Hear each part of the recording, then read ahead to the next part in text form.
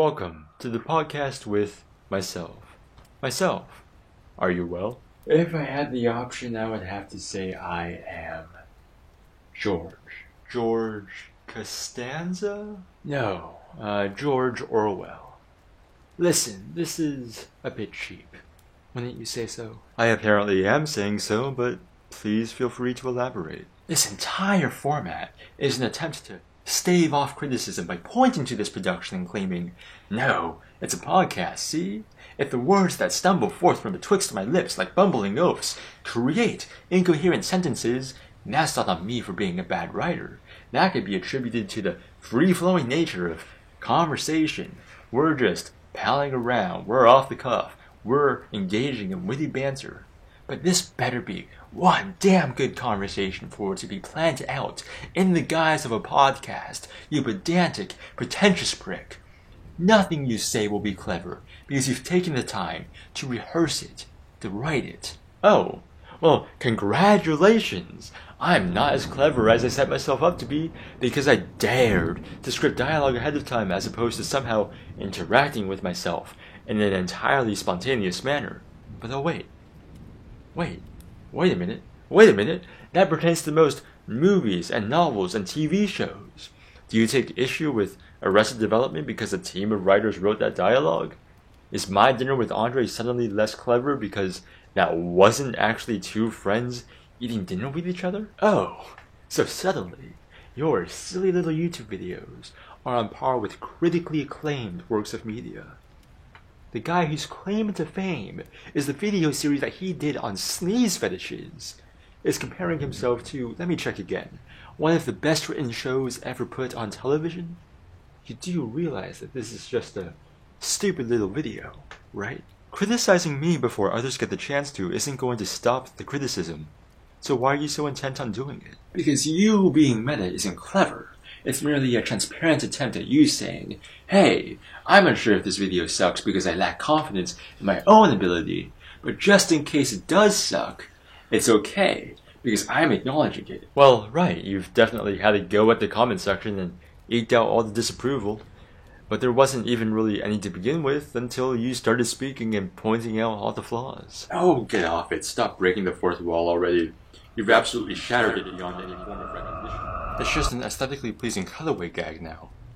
You've got a bit of something O-N-T-H-E and O-S-E. Oh, well, thanks for spelling that out for me. Come on, let's call it truce. I'm sure we could discuss something other than my own crippling self-hatred and my vain attempts to distract myself from it. So what?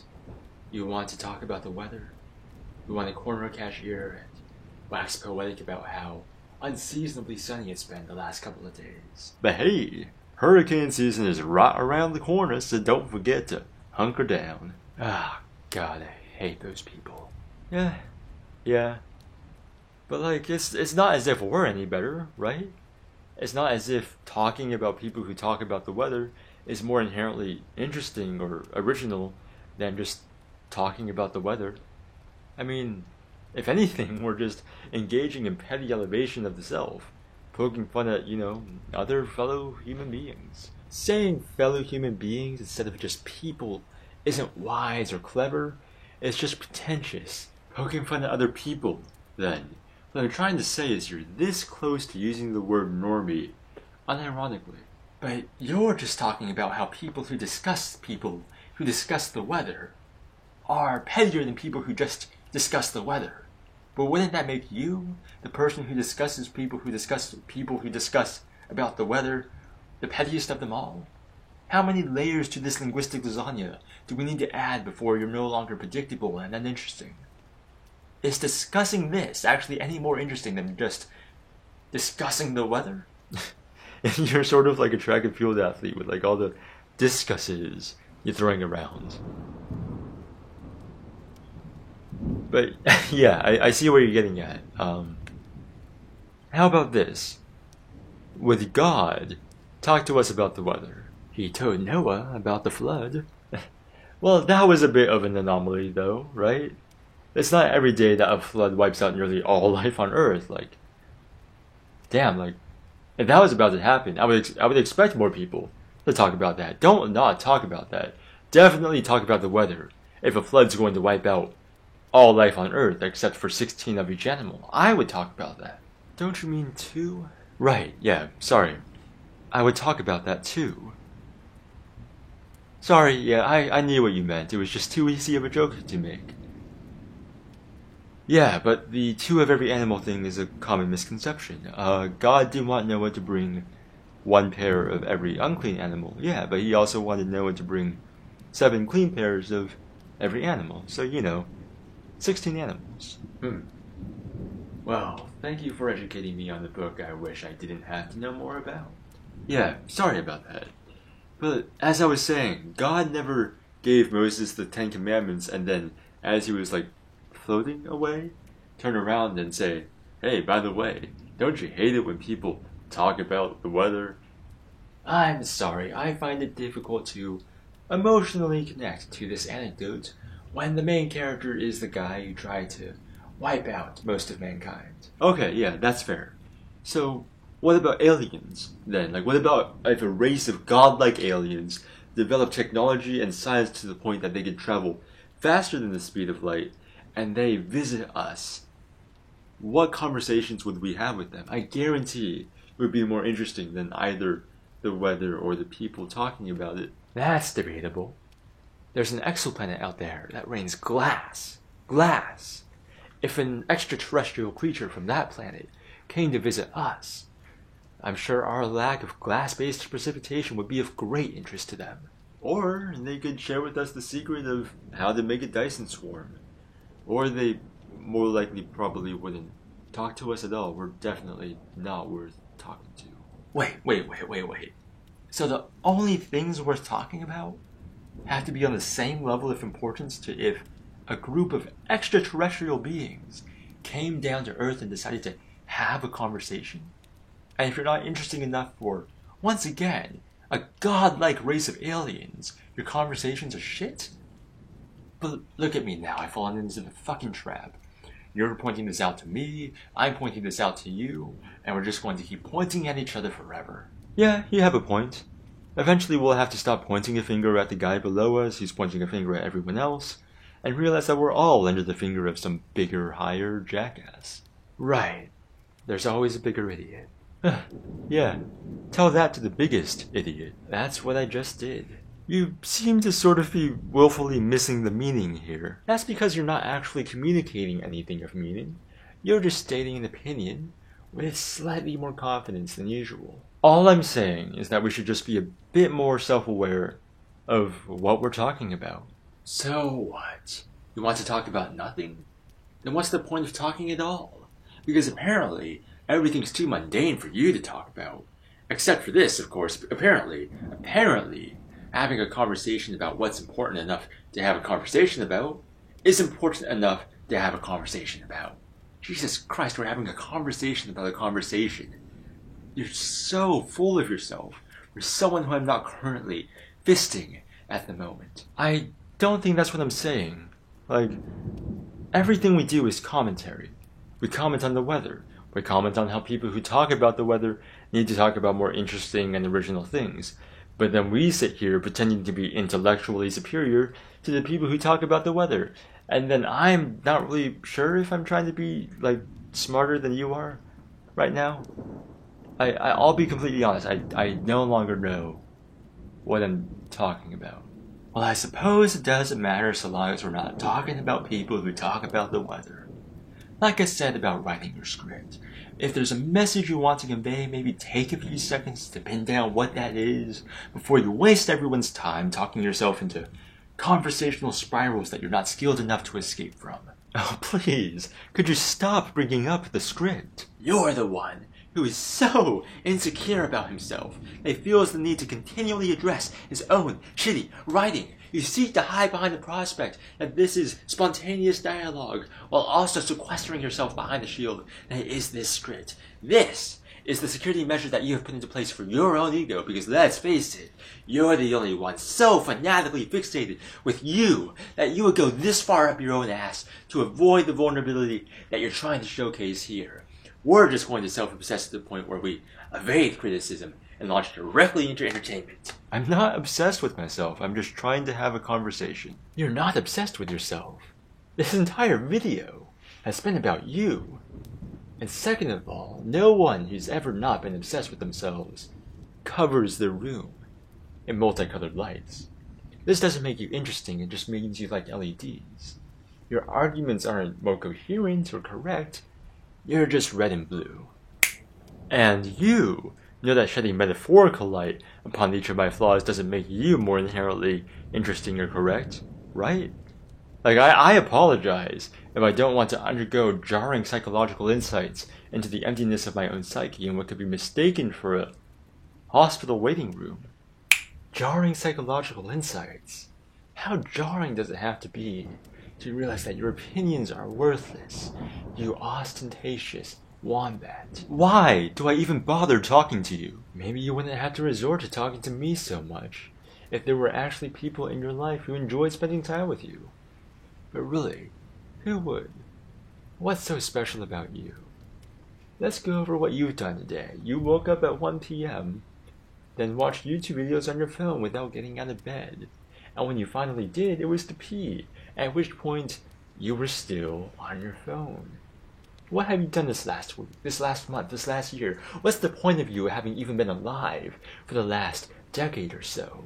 I don't know, but I've been doing shit. Ah, yes, doing shit. The slogan of all productive members of society.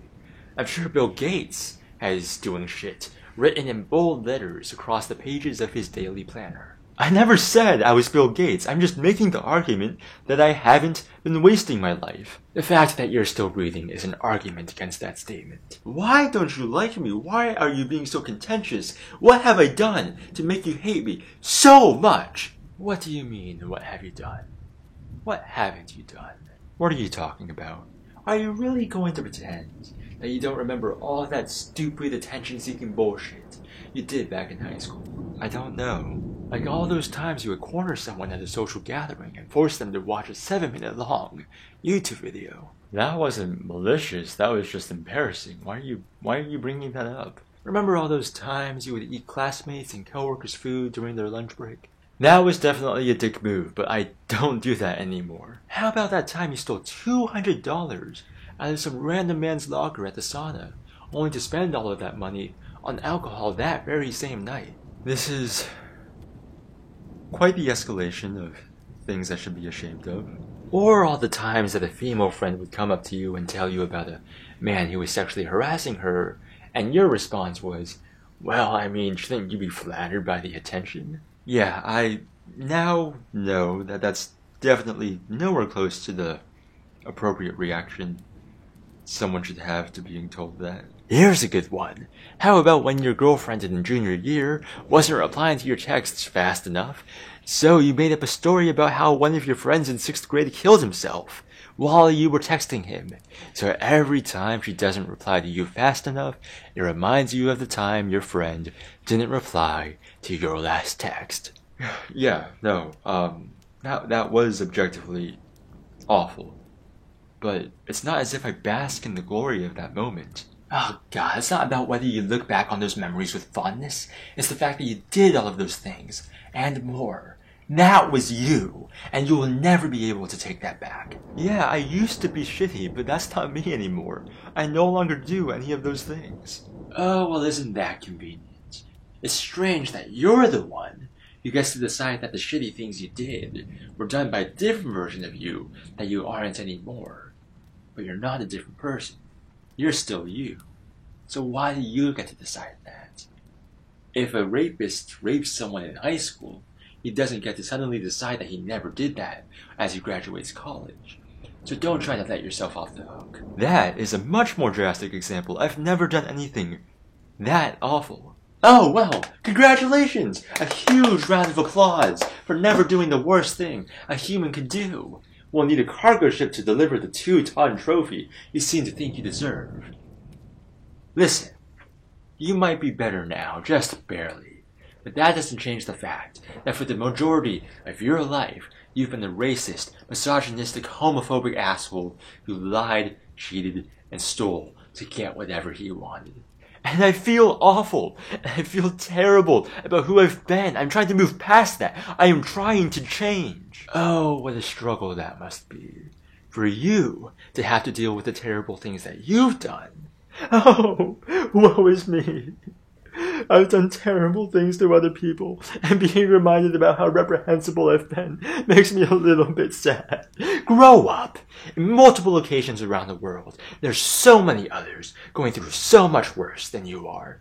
There are people starving to death, living without homes, children being forced into sex slavery, and you have the audacity to feel sorry for yourself? For the things that you've done? Alright, no. My life hasn't been that turbulent, but it's not as if things have been easy for me either. What? Because you get a little bit sad sometimes. Because you were an orphan during the first 3 years of your life, which you don't even remember. Because twice as many parents don't love you. Because you were molested as a kid. How dare you? Don't pretend that you weren't an utter piece of shit before any of that even began. As soon as you were sentient, you knew something is wrong with you. Before the drugs, before the alcoholism, before the abuse, the abandonment, the self-harm, there was something wrong with you. You emerged forth into this world, a broken, shattered mess, and the jagged edges of your life have cut and scraped everyone around you. And you think you deserve to be happy? Your unhappiness hurts others. How deluded can you possibly get? No, you're right. You're right. You are surrounded by filth. Your thoughts are filth. You are filth, and anyone who has ever interacted with you in the slightest has been tainted by association. One day, you will die, and your death will be so inconsequential that the population of the world will only continue to rise. And people will show up to your funeral, sure, but only out of a twisted sense of obligation to their fellow human being. But secretly they'll be relieved that they won't have to deal with your self-pitying bullshit any longer. The people who claim to love you do so ironically, and for the last 21 years they've been waiting for you to get the punchline. But guess what? The joke is stale, the frog is dead, and it's about time that you should be too. Isn't this so much better than talking about people who talk about the weather? Would the aliens be proud? Stop pretending that any of this matters. Stop pretending that your life is worth living, and just get this over with already.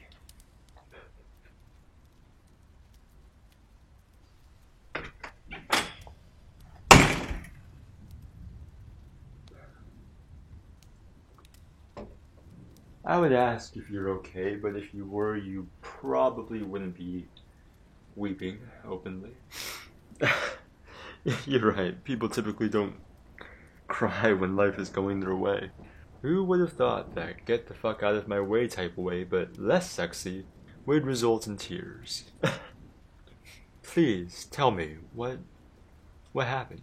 I don't know. I don't think anything ever happens. I think I just become sad. I make myself sad because I know I don't deserve to be happy, and that means it's me. That means there's something wrong with me. I'm terrible.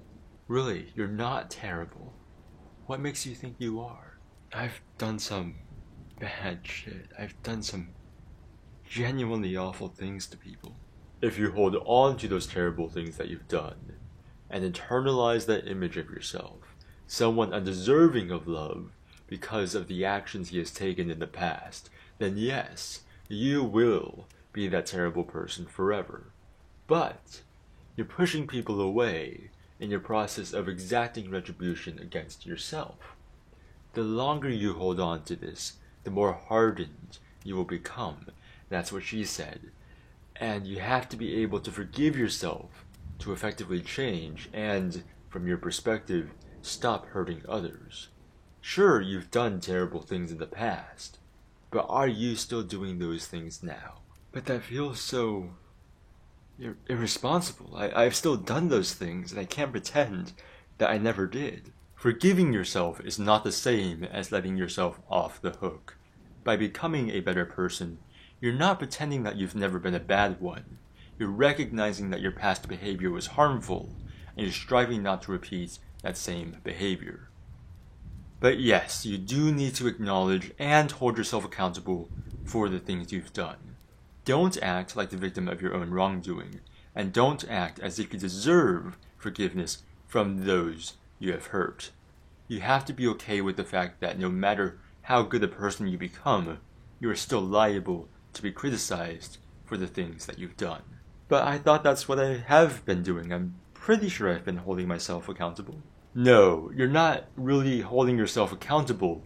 You're beating yourself up in an attempt to avoid letting yourself off the hook. But you need to find that balance between being too hard on yourself, which is what you're doing right now, and just walking away without having learned anything, which is what you're trying not to do. But you're so focused on punishing yourself that you don't realize that rehabilitation and growth are the better courses of action to take here. Realizing that you deserve to be happy isn't erasing your past misdeeds, but it is preventing future ones from happening. That needs to be your new goal. But do I deserve to be happy now? Do terrible people, do people who have done bad things, claim a right to happiness? 2.5 decades ago, which is a decent number of decades but an off-putting number of men, Robert Downey Jr. was under the influence of drugs, breaking into his neighbor's home. But now look at him. He's one of the most loved men in Hollywood. Oh, great guy. Super great guy. Yeah. And look at Zuko from Last Airbender. At the beginning of the series, he's hunting the Avatar and propagating the propaganda of the Fire Nation. And by the end of the series, he's leading the restoration of the world. You're able to recognize the possibility for redemption in those who have engaged in arguably worse behavior than you have. So why is it so difficult for you to realize that you also hold that same potential?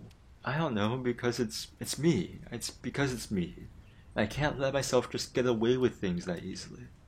It's easy for you to be upset with yourself and to remain upset with yourself because you're you, and you don't want to give yourself too much leeway at the risk of letting yourself off a bit too easily, which is why it's easier to pretend that you're a friend of yourself. Because if a friend or a loved one had done the same things that you have done in the past, but had changed, but were still holding themselves to an impossible standard, you would want them to recognize that they're valid in their growth. But in order to do that, you have to recognize that your own growth is valid and makes sense and is deserved. Because otherwise, why is anyone else's any different? But even then, even if I'm not actively hurting people, I'm still terrible. Even if I've changed, and maybe I have, it doesn't matter. I'm still thinking awful things. I still think terribly. Are you terrible? Or are the thoughts that are happening to you terrible? I don't take responsibility for what I see. I am not an active participant in the fact that light bounces into my eyes, is processed as information, then bounces back out, telling me that there is something in front of me. Visual information and thoughts are similar in that they're presented to us. We do not actively form either. We're mostly passive participants in that interaction. Just sit silently with me for a moment.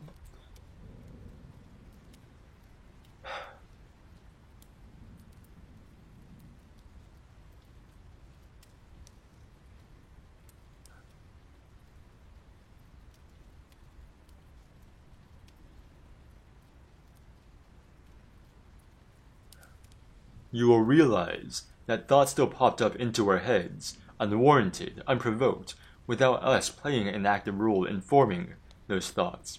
So, if we are not, with malicious intent, thinking terrible things about other people, ourselves, or events, then why do we feel the need to hold ourselves responsible for thoughts, things that we are not actively doing?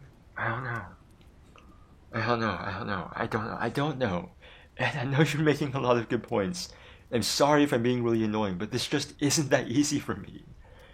I'm so scared of changing and improving because I don't know who I'll be if I'm a better person. I just know I won't be myself anymore. And that's terrifying. Being depressed and anxious is what gave me some semblance of a personality in the first place, and I can't afford to lose that. Like, so much time and energy went into figuring out what's wrong with me, and there is something wrong with me. And I don't want to let that go to waste, and I just can't afford to know myself less. I just can't lose anything else. I know you've heard of the riddle of Theseus, the guy who owned a wooden ship, and over the course of several years replaced a wooden part of the ship with a metal part until eventually the ship was comprised entirely of metal. Right, yeah, and the question is whether the wooden ship of Theseus is the same as the metal one. Exactly. And from our current standpoint, looking only at the beginning and end of this process, it's simple to exclaim that yes, these are two different ships, in much the same way that you, now, are fearful that changing and metamorphosizing will render you unrecognizable. It seems the wooden ship is different from the metal one, but this viewpoint neglects the many years and changes that occur between these two forms. If the wooden ship replaces its mast with a metal one, that mast will slowly incorporate its way into the ship's identity, in much the same way that you, deciding to make changes to who you are as a person, will become a part of who you are. No, you're right, you're right. No, I'm fuck. I feel so, no. I'm just arguing with you because I'm too fucking cowardly to change. I'm sorry. No, I'm sorry. Please, there's no need to apologize. You're not stupid, you're just depressed. I'm sorry. No, fuck. I'm just wildly ashamed by the things I've done in the past few years, and embarrassed by the things I've done in like the past 6 months, and hesitantly terrified of the things I'm about to do in like the next rest of my life, I guess. Being embarrassed by the past is good though. It means you've changed. You shouldn't be scared of growth or improvement, because your embarrassment is proof that you've already accomplished such a great deal. I guess it's just difficult to realize that not every negative emotion is a reason to beat myself up, I guess. I don't know, I feel like being aware of why I am the way I am, it just hurts all the time. Exactly. What's the point of being self-aware if you can't use that self-awareness to elevate yourself? Otherwise, you're just a guy who's too keenly aware of the particular specifics of why he's suffering and how. And I try to distract myself from that a lot, like I'm constantly consuming media, TV, Netflix, Hulu, podcasts, books, because whenever I'm left alone with my own thoughts, I just feel this like intense pressure inside my chest that makes me wish I was dead. And that's natural. It only makes sense that you wouldn't want to face the sadness and loneliness that pervades your daily life. But facing that dread and acknowledging how unhappy you can be is a key step to take towards being happy, if that is something you want. I don't know. Sometimes I feel guilty when I'm happy, I guess. Like sometimes I'm eating some really good food, or reading a really good book, or hanging out with my friends. And then I realize, like, somewhere halfway around the world, someone is suffering horribly. And I realize, why? How can I be happy when I know something like that is happening? Like, it's irresponsible almost to be this happy. Yes, the misfortune that pervades the world is heartbreaking and tragic and sickening, but by becoming miserable, you're not preventing those atrocities from occurring. You're only serving to exacerbate your own issues. If you want the world to become a better place, you need to focus on yourself, because you're not saving anyone, least of all yourself, by feeling sorry for them. And as it is, a drowning man would much rather be saved by a fully functioning ship than a sinking one. But my problems are so small, and I can't believe I've wasted so much of your time focusing on how unhappy I am. I might as well be a hydrogen atom for the amount of significance I'll have to the moon and the stars. I'm nothing No one. So why bother leaving an impact? Why bother trying at all? But you don't need to matter to the moon and the stars, to the nebulas and quasars that form and die and split open anew. For you do not interact with the universe on a daily basis. You will matter more to your friends than Saturn and Neptune ever will. To the people who love you, you matter more than some distant black hole. You are among one of the universe's greatest contributions because you, and only you, are capable of loving and caring for the people in your life like only you can. But I'm not good enough to do that. You can't wait to be good. You can't hold out hope that one day someone will tell you that you are. You just have to be good. I'm sorry, I feel like I'm gravitating towards misery because that's what I'm used to, I guess. That's not your fault. In much the same way that a person who needs glasses to see can't beat themselves up for having to squint without them, you, a person who has depression, can't beat yourself up for being depressed. Yeah, I guess that makes sense. Yeah. This is in no way going to be easy. Being happy can sometimes be as difficult as getting out of bed some days, but it's easier when you don't have to squint. When's the last time you took a shower? That is a very simple question with a very embarrassing answer. When we're done talking, please take a shower. Then put on some different clothes, brush your teeth, clean the dishes that are piling up in the sink, drink some water, do the laundry, clean your room. Then you will be happier. And it's okay that doing those things makes you happier. It doesn't invalidate your depression. It just means that it's easier to live when you're taken care of. And it won't be easy. Your life won't magically become picture perfect, and some days will be just as difficult as they are now. Even though you're technically doing everything right. And that's okay. This is part of the cycle. But don't think about the rest of your life today. Just think about today. Take care of yourself today. It doesn't stop being hard, but it does get easier. This isn't about eradicating the low points of your life. It's about being better equipped to handle them. Just stick around long enough to see.